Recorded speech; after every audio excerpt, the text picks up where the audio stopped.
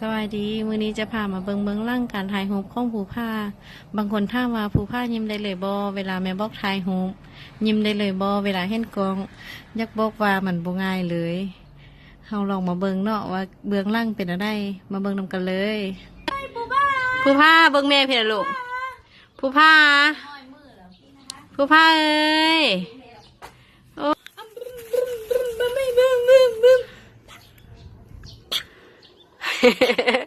จะก็ว่าจะขายข้าวตึง